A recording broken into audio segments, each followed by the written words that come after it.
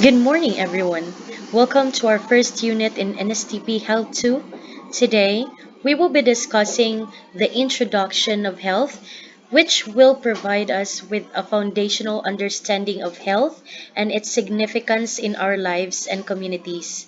By the end of this lesson, you must be able to accomplish the following. First, be able to define what health is, explain its various dimensions, understand the concept of community health, identify key components of community health, and appreciate its importance. So let's begin by defining health. According to World Health Organization, health is a state of complete physical, mental or intellectual, emotional, social, moral, spiritual, and environmental well being. It is not merely the absence of disease or infirmity. So, this means that health is not just about being free from illness, but also about overall well being in different aspects of life. To put it simply, a healthy person is someone who is not only physically fit, but also mentally sound, socially well adjusted, and emotionally stable. This holistic perspectives allows us to understand that health is a multifaceted and interconnected. So we have to always achieve this holistic health and wellness. As a student, you must know how to manage your time well, to be able to accomplish all the academic requirements despite the um, despite the stresses that you feel. So dapat kabalo kita mag-manage for us to become holistically healthy. So now that we have defined what health is, remember that health is composed of multidimensional concepts, often described in terms of several interrelated dimensions as mentioned earlier. These dimensions contribute to a person's overall well-being, and they are as follows. So we will now be um, discussing each of the dimensions of health, namely physical health, mental health, social health, environmental health, emotional health, moral, spiritual health, and later on we're going to add up occupational health because right after you graduate in college, of course, you will be in the in your respective workstations. So you have to maintain as well occupational health or health that you must achieve while working on your specific occupation. Now let's begin with the first dimension of health, which is the physical health. So this refers to the proper functioning of your body, of course, physical health. And it includes aspects such as proper nutrition, exercise, sleep, and of course, the absence of diseases. So, here are ways for you to develop or enhance your physical health. First and foremost is, of course, as mentioned earlier, proper nutrition. So, kamo, subong, I know very busy kamo, damo kamo ulubrahon sa university, may it be academic or extracurricular activities or your leadership responsibilities, but you must not forget to take in necessary nutrients needed by your body. So you have to eat always fruits and vegetables, power yourselves with proteins such as eggs and meat. So you must not eat junk food at all times, soft drinks, because soft drinks, cola, and the rest of it are what do you call that? Diet killer. It means that when you take them, you increase the sugar content on your body, and of course, those sugar are glucose, which aids you to gain weight. So, for you not to gain weight, eat more of the healthy alternatives of carbohydrates, and the sources of which are, of course, our fruits and vegetables. Next is, of course, to exercise and always stay fit. Dancing is a form of exercise. Running is a form of exercise. By just walking, it's also a form of exercise. So, considering that here in this university, every shift of subject, you are transferring from one classroom to another, you're moving your body, you're walking, then that's a good thing since you are involving in um, one way of exercising. And another way is, of course, indulging into sports activities. Just recently, the College of Education conducted, of course, series of activities, including mga sports activities, volleyball, badminton. And I know for sure during this week, the SEA or the College of Engineering and Architecture are also doing the same thing. So if you're involving onto those specific sports, then you are developing your physical health, and that's a good thing. Another, as mentioned earlier, is of course sleep and rest. I know you have a lot of academic requirements to accomplish from various subjects you are taking, but it is still very important that you have to ensure to get at least 8 hours of sleep every night, because if you do this, you feel refreshed and you can concentrate better in your classes, avoiding excessive tiredness and even stress. So that's the first dimension of health. Now let's proceed to the second one, which is the mental health.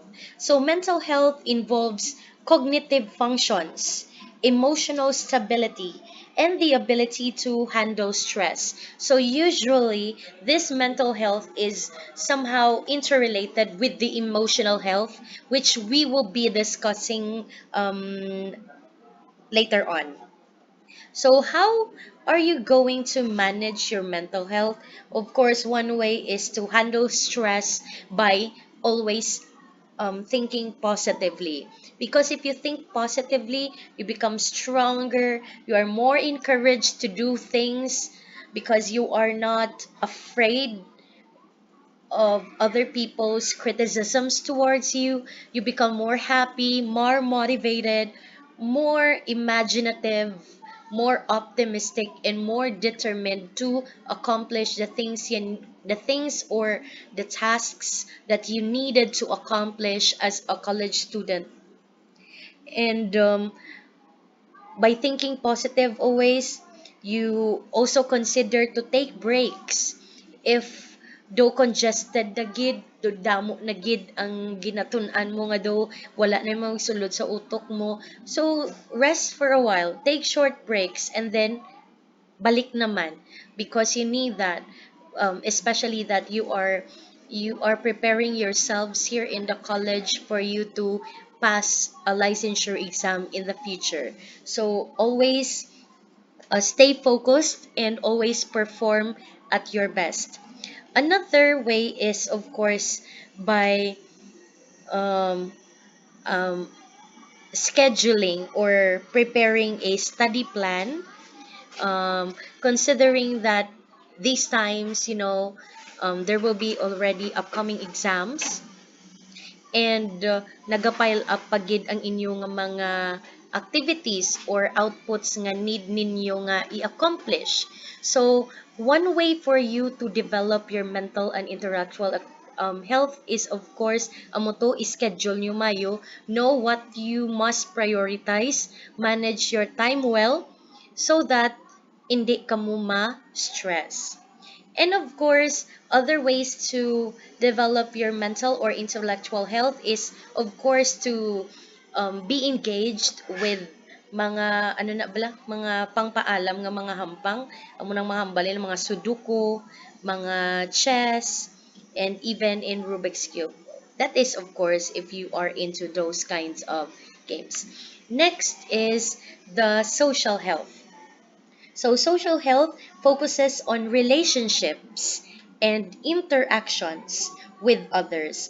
Remember, having good communication skills and a strong support system would contribute to a good social well being. So, here are some ways for you to develop your own social health. One is, of course, through communication and teamwork. Siyempre sa inyo nga mga classes may ara gid na iyang maghihatag ang iba nyo nga professors or instructors sang mga group activities. So you have to involve yourself during those group activities. You listen to other group members' ideas, respect different opinions, and help resolve conflicts if there is any peacefully. So, this ability to communicate effectively and to makes teamwork and strengthen your friendship, thus strengthening or developing your social health. Next is, of course, building friendships and support system. So, again, syempre, nagaskwila ka mo, damo stressor sa palibot, damo ka pa may ginapaminsar, may upcoming exam pa sa amo ni nga subject, and so on and so forth. So, it is always important to have a strong support system. So, your friends, your classmates could encourage you, kaya mo na, nan. So, there will be friends of yours who would say that if you know how to communicate, if you know how to deal with other people, kay kung hindi kaya amuna ka socially healthy, hindi ka amuna ka friendly, to of course other people would hesitate to approach you. So be amicable or friendly at all times. And of course, you could also ask help from your teachers kung nabudlayan ka sa amo ni nga ano, talk to them because your teachers or instructors are there always to help you. And of course, another support system are your family members. It's very important to have a sound um, or conducive environment, especially with your family members. Next, another way to develop your social health is through active participation in school activities. As mentioned earlier, damo sa mga activities diri sa university. May it be specific towards your college or university-wide. Sa subong gani may saya days. So, next siguro mga September, there will be a university week.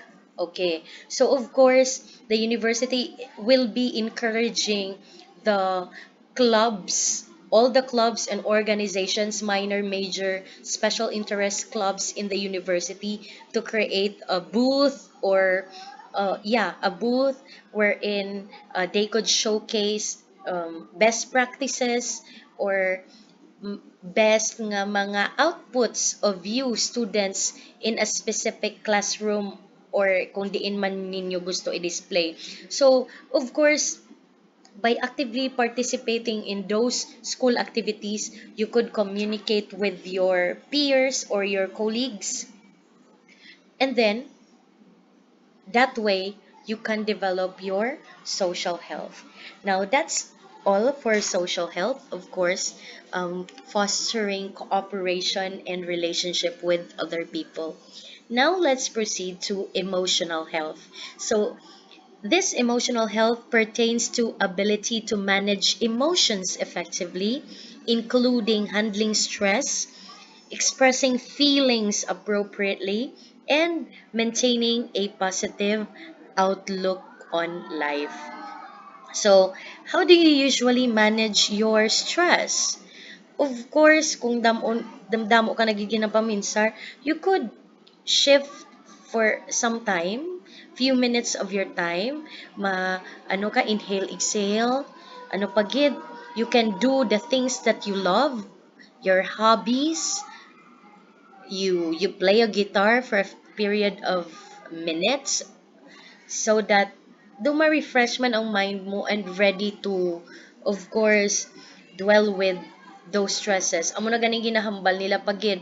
If you are not feeling good at that certain time, never make a particular decision because if you would do so, might as well you would have your impulsive thoughts kag basi hindi manami nga desisyon ang imo nga maubra. So you have to manage your stress effectively. Now, how do we relate this to you as a student? As example, earlier, basi upcoming na ang inyo nga midterm or inyo nga final exam. And of course, it is natural to feel overwhelmed with the enormous or excessive number of topics that you have to study, review in various subjects. Okay, but instead of panicking, take a deep breaths, create a study plan, ano unahon ko tuon. Okay, ang first day of exam, amo ni nga subjects. So, unahon ko na tuon. O, depende na sa imo. You know how to plan what to study first. Take short breaks and relax. So, hindi pwede nga dire-diretso. Kay base mas stressed out ikaw. So, pahuway-huway gamay, kaong gamay, inom tubig, nan. And then go back to studying. Why should you do this? Because by managing your stress in a healthy way, you stay focused and that will lead to you doing well in your test later on. Next is you have to express your feelings appropriately. Damo, some of the research would say that most of the males find it difficult to express themselves appropriately. That's why a number of boys or male students or male individuals tend to um, hurt themselves, ending their lives because they don't know how to express themselves appropriately. So it's not only women who could speak up, men as well, di ba? Na nasubong, gender equality. So, dapat know how to express your feelings. Tell them if you feel hurt, kaya mo nang ginhambal sa imo, so that they would know that that is what you felt and they wouldn't do such thing over and over again. Because if you would keep silent, if you would say anything, they might be thinking that what they told you or what they're telling you is just okay for you. Kaya wala ka lang man niya reaction. So always know how to express your feelings appropriately. Another example, basi nag-intra ka sang amo nga activity and you lost. So it's natural to feel disappointed after losing in any competition. Natural na iya because you were training yourself, aiming to win that crown, win in that specific competition. But instead of getting angry or isolating yourself, matago-tago kagidya, talk to your friends about how you felt nga nasakitan gid ko, I was aiming for this, however I wasn't able to achieve it. It's okay, at least may ano ka bala, may outlet ka bala kung sino nga pwede mo mahambalan sa imo nga emotion, hindi pagkimkima, because the more you keep it, the more it builds up, kag kabudlay kung matingob kag masabog na siya later on. So again, ara man to kang gina no ginambalan naton social health. If you don't feel good, tell it to your support system. I know for sure they are willing to listen and provide perhaps solutions to the problems or kung ano man na ang imo nga ginaanuhan. So if you lost at this certain competition, think positively. Reflect on your experience. What went right? What went wrong? So that you can use it as a motivation to improve on your next competition. Kaya tandaan nyo, hindi tanan nga nag-intra sa competition nga nagdaog first place. First time yan na. Ang iban sinaya, kapilan yan na niya ginintrahan. Antes siya kag nagdaog. So, sige lang, push lang tayo dyan. Next way is maintaining a positive outlook. So, despite the fact that you are faced with difficulties in various exams or various activities, sige lang, maintain a positive outlook or positive attitude. There's always a next time. Amo na ganyan ba nila? Better luck next time. Do better next time. Tuon pa mayo kay para mas magtaas pagid ang imo nga score. If sa ano naman, in terms na naman sang tawag na may competition ka abi, nag-join ka sang guitar, and then may ara kaya sang doon naglibag siya during your performance. So it's okay. Maintain a positive attitude. Maybe next time when you join again the same competition, do better, practice more so that you could achieve your goals in life. So that is it for one way to develop your emotional health. Now let's proceed to the fifth dimension, which is moral spiritual health. So this now involves a sense of purpose, values, beliefs that guide one's life. And it is often associated with personal growth, morality, and inner peace. So as mentioned, Diri, connection to something greater than oneself. Who is that something or someone greater than ourselves? Another is, of course, by connecting ourselves to God. Aside from that, hindi lang kay spiritual siya, God lang. We also have a deep connection to nature as well as to humanity. So how do we develop these spiritual health? One, finding purpose in studies and of course your future goals. So later in the future, mga BS Bio da, you become professional biologist, kamo sa mga engineering, studying engineering courses, you become now engineers, you become teachers in the field. Of course, you have to be passionate about becoming that certain professional you have aimed or you aim to be starting now. So your strong sense of purpose would motivate you to study harder as of this point and overcome various challenges kung anong man da challenges financially, academically, na you you fight for what you dream of. So be passionate and be motivated because remember all your efforts will contribute to making world a better place, a better future. Okay, next is of course practicing gratitude and mindfulness. You are here today because you're given another day by God. So you have to be grateful. And aside from that, you have to be grateful not just to God, but to all the people who has supported you every step of the way. Kung may scholarship ka man nga nagapay-eskwela sa imo subong, pasalamat ka because only few are chosen to become scholars of that certain organization. You have to be thankful as well to your parents because they're always there to guide you, to support you financially, physically, emotionally, and so on and so forth. So you practice meditations to find inner peace and stay positive even during stressful exams. Kay i-look back nyo gid, panumdumon nyo gid always, who are those people who are cheering me so that I could achieve my goals in life. So amo gina ang panumdumon you always whenever you are faced with difficulties during your academic studies here in this university.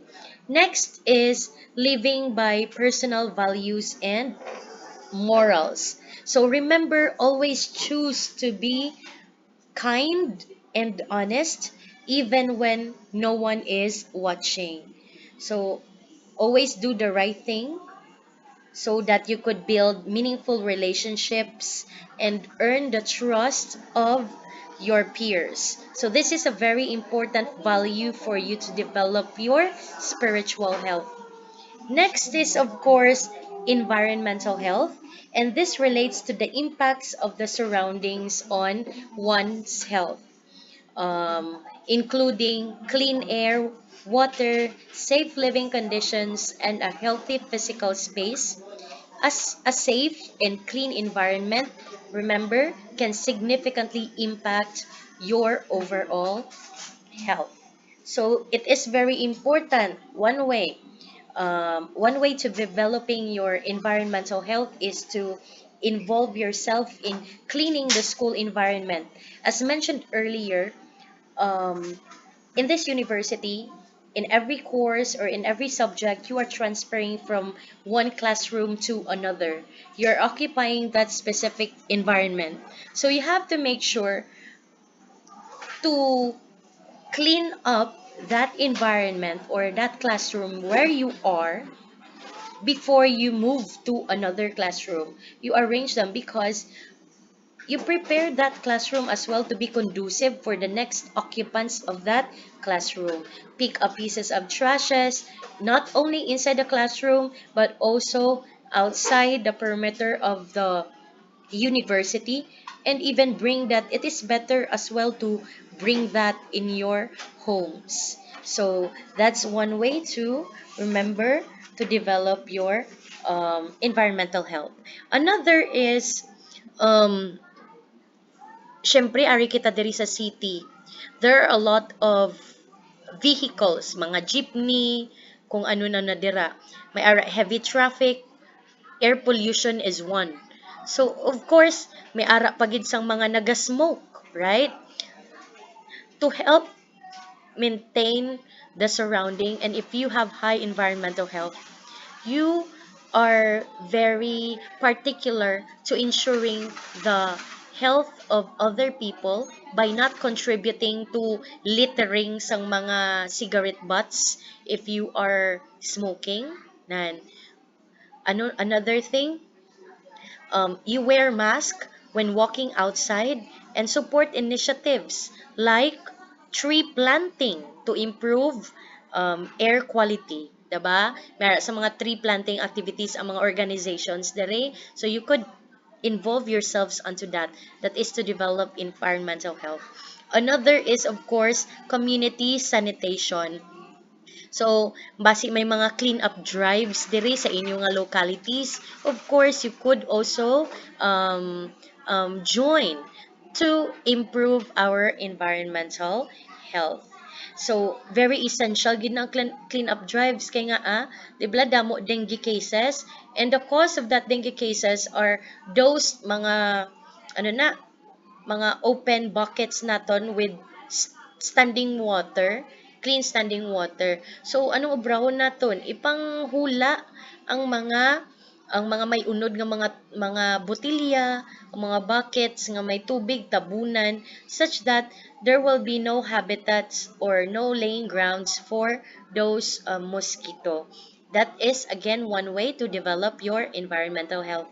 Lastly, is the occupational health. So this involves the balance between work and personal life, and it includes having a satisfying job, feeling valued at work, and maintaining a healthy work-life balance, all of which can impact overall well-being. Um, right now, where I am, I could say that I have this high degree of occupational health. I am satisfied with my job. I am sure to that. I feel valued. Whenever I do good, I could hear my superiors congratulating me, thanking me for all the work that I have done. So good ako dyan. Maintaining a healthy work-life balance. I'm still struggling a little bit, but I am trying my best, making sure to allot specific time for work and don't do or bring work during the weekend or even after school. So there has to be a life work-life balance. So why is having a work-life balance important? One, okay, is of course to develop your mental and emotional well-being. Another, you increase productivity and creativity. Next is you develop relationships and social connections. Why? Because you give time to communicate with other people. You are not, hindi mo sinusubsob yung oras mo lahat sa trabaho. Next is improve job satisfaction, because again you are involving yourselves to other activities that life could give you, and that is to communicate with other people, and that is to engage, communicate with other people, ano pa gid na, go with your friends, talk to them about the things that you experience on that week, on that day, even share problems that you might encounter. And by speaking and talking to them about it, they might share solutions or practices that they do in their respective workplace that is effective for them to manage that. So, dira nyo makita that there is actually an interaction with the various dimensions of health. Amo na ang imo nga social health to kang ginhambal ko. You're able to, improve your social health by communicating with other people, and don't just succumb yourself to the work that you are having as of this moment, or in the future when you will be involved to, or you are already in the field, either um, during ano na, in the field later on. So that's it. Remember, together, these dimensions of health interact and contribute to an individual's overall quality of life, and each is essential to maintain long term health and wellness. That is why it is very important for you to develop your physical health, your mental health, emotional health, environmental health. What else have I mentioned earlier? Occupational health, and the other dimension of health that I have mentioned earlier. And I was able already to give you tips on how to develop those dimension of health. So hopefully you would integrate it, or you would apply it to yourselves as well, so that you can maintain a long-term health and wellness. Happy tayong lahat. Happy ang kalusugan mo, happy ang mind mo, happy ang every cells of your body. All right. Now that I have discussed to you those dimensions of health, I will be showing to you pictures and identify what dimensions of health or holistic health each one belongs to. So I would pause for a while, give you 5 seconds to think, and then see if you got it right. Let's have the first one. This picture, of course, the girl is putting on the plastic plastic bottles on the recyclable can. So of course, this way she's doing is developing her environmental health, correct? Now, how about this one? Swimming, involving the sports, correct? This is developing their physical health. Of course, this next picture, um, you can see there a very nice interaction between the child and her mom. So this is another, aside from emotional health, it could be as well social health, di ba? That's why ginambal naton interrelated, interconnected ang aton nga mga dimensions of health. What way ni siya yung giging emotional health? The mom is being to express freely the feelings that she has with her child. And in the same manner, same man sa iya nga bata. Next one, of course, building relationships, social health. So those are, again, the dimensions of health, and hopefully you're able to distinguish and remember how interconnected those dimension of health is in maintaining a holistic health. Now let's proceed to the next part of the unit, which is all about community health. So this community health, ano ni siya ayhan? From this picture, okay? And why is it important? So community health refers to the overall health and well-being of individuals within a specific geographic area or group, taking into account social, environmental, economic, and cultural factors that influence the health of the community. So it involves efforts to prevent disease o anong mga efforts to prevent disease pareho sang ligad nga may COVID-19. One way, one efforts that the community is doing is to uh, instill into the minds that we have to follow social distancing, nan wearing of face mask and face shields, always um, doing mag-apply sang hand sanitizers or alcohols as a technique naton. Next is promote healthy lifestyles. What are the communities doing to promote healthy lifestyle? Amo nang may mga Zumba sessions kita, and sa mga mga plazas, sa may esplanada mo na da everyday, even in schools. Our institution is also promoting healthy lifestyle. May mga Zumba session magkata dira once a week diri sa university. Next, improve access to healthcare services for all members of the community so that everyone has is given access to this healthcare services. Aside sa may mga hospitals kita, may ara kita sang mga health centers or health units per tawag na per barangay na pareho diri sa Lapas, may ara kita diri mga health units. So that is to, of course, develop community health or overall health of all the individuals living in those specific area. Now we have community health emphasizes collective action and responsibility for health. Amo nang ganing hambal nila. The main reason why you are what do you call that? Why you are wearing a face mask is to keep yourself away from diseases, from airborne diseases from other people, and at the same time by making sure that you protect as well the other people, especially if you are not feeling well at that certain moment.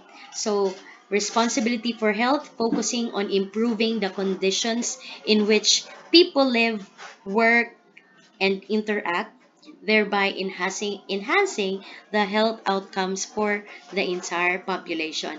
Because is if everyone in the community is healthy, then the larger scale manami ang aton nga community. Kay wala sang mga disease or masakit which are leading causes of death. Now let's talk about the key components of community health. So this includes, the first one is, as I mentioned earlier, disease prevention. So here it includes the efforts to reduce the incidence of diseases through immunization sa mga kabataan nato na ano pa gid, vaccination during the pandemic gid, or even prior to that may gina-vaccinize na.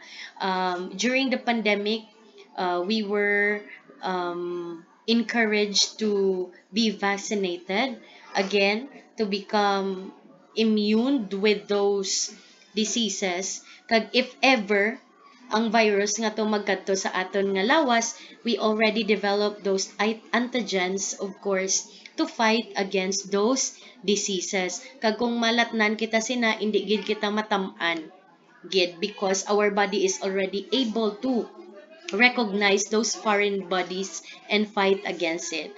Next is, of course, mga screenings. Very common, mga pregnant women, magbata sila, may nasang ginatawag nga newborn screenings to check if the kid has a tendency to develop this certain disease nga incurable or kung ano na dira, so gina-screen na ng adaan para, of course, to ensure that the kid, when it grows and develops, manami man ang iya nga health. And another, we are able to prevent diseases through education. So even in elementary or in high school, and even now in college, you are being educated to ensure you reach optimum health, right? That's why got study kamo subong sang health together with yours truly. Because again, health is wealth. It is very essential. Hindi tayo um, hindi kayo ang hirap mag-Filipino. You are not studying right now for you in the future nga wala gid, di ba? The main reason why you are studying right now is para in the future manami ang inyong nga futuro, you have your own work, you have your own salary, and you have not good health wherein you could also enjoy, have fun, take vacations, right? So dapat halungan ang self. So that's one way man sang aton nga key components ng community health, that is disease prevention. So it's not only the community which is doing it, you must do something for yourselves as well. Next is health promotion or health control. So, encouraging healthy behaviors such as physical activity, proper nutrition, sigigid, kaon, mga healthy fruits and vegetables, and mental well-being. So, amo na to kagina, no? Gin-explain na how for what should you do to maintain good mental well-being.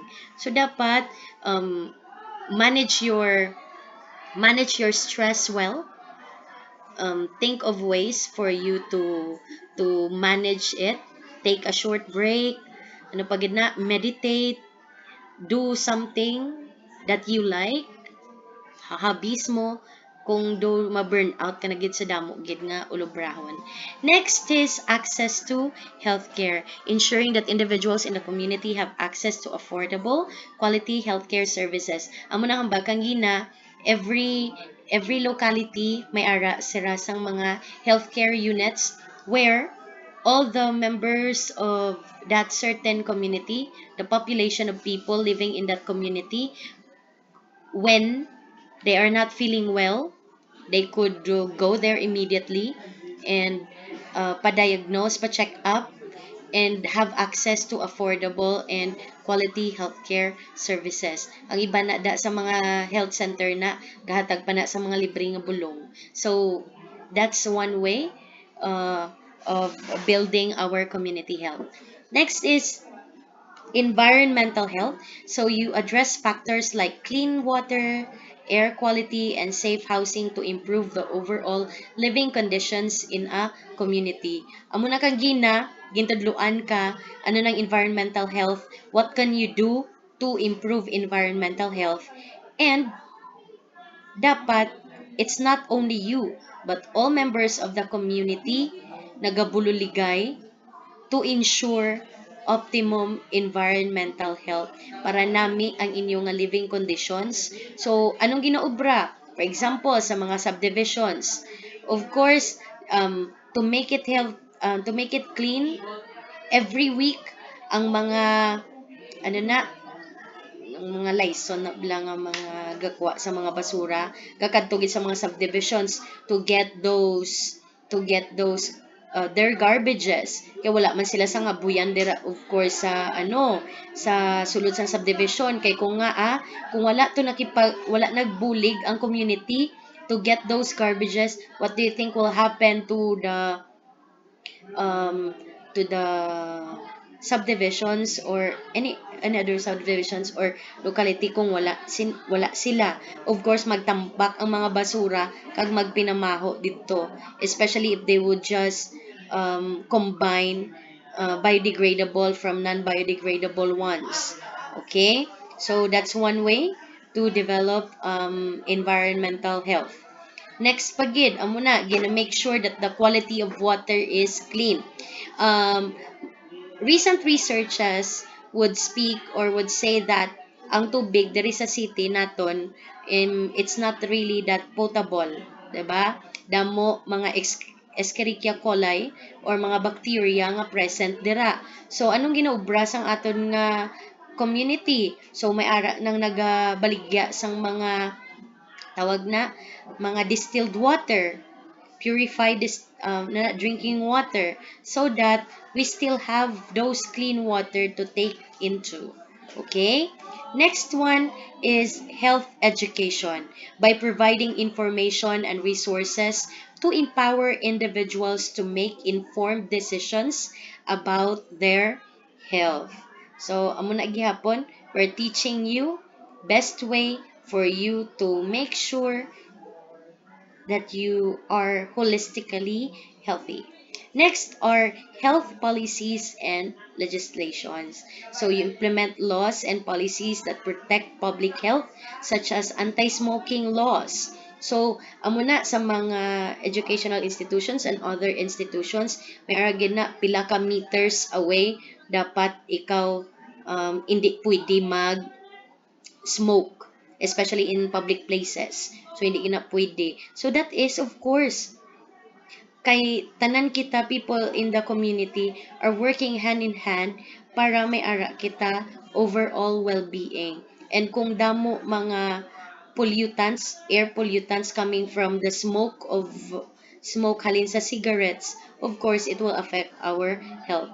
Another is, of course, sanitation regulations. So, dapat, amo na, may nagakuha sang aton nga mga basurahan, not only in our respected houses or if even diri sa school, may process na kung may garbage ka, as much as possible on our end, being occupants here in this institution, we could start by segregating those trashes biodegradable, non-biodegradable, and recyclable, so that later on, at the end of it, ikuhaon na siya sa atin ng mga basurero, man-segregate tanan equally, and those recyclable materials could still be used up, recycled, and those that are biodegradable, makabulig to later on, kung degraded na, will be used as fertilizers for our plants, and of course, non-biodegradable ones, they could keep that and making sure nga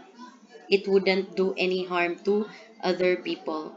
So ultimately, community health is about creating a supportive environment that foster the well-being of all members, particularly those who may face barriers to health due to socioeconomic status, race, and other factors.